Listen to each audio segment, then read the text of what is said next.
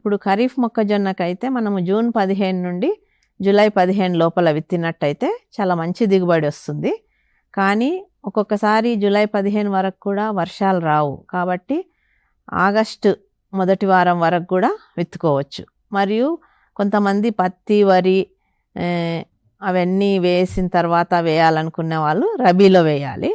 రబీలో వేసే వాళ్ళు ఏం చేయాలంటే అక్టోబర్ 15, రబీ అంటే యాసంగిలో విత్తే వాళ్ళు అక్టోబర్ 15 నుండి నవంబర్ 15 వరకు విత్తుకున్నట్టయితే చాలా మంచి దిగుబడి వస్తుంది. కానీ వరి పొలాలు కోసిన తర్వాత విత్తుకోవాలనుకునే వాళ్ళు డిసెంబర్ చివరి వారం వరకు వెళ్ళొచ్చు. జనవరి మొదటి వారంలో కూడా కొంతమంది సమయం లేక విత్తుకుంటున్నారు. కానీ జనవరి 2వ వారాన్ని కట్ ఆఫ్ పెట్టుకుంటే మంచిది.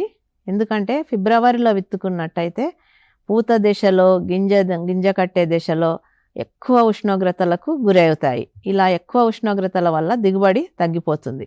కాబట్టి మొత్తంగా జనవరి 1st వీక్ వరకు అని మేము సజెస్ట్ చేస్తున్నాము. లేటుగా విత్తుకున్నట్టయితే ఉష్ణోగ్రతలు పెరిగిపోయి వాతావరణంలో మనకి గింజ తక్కువ ఉండి దిగుబడి తక్కువ వస్తుంది.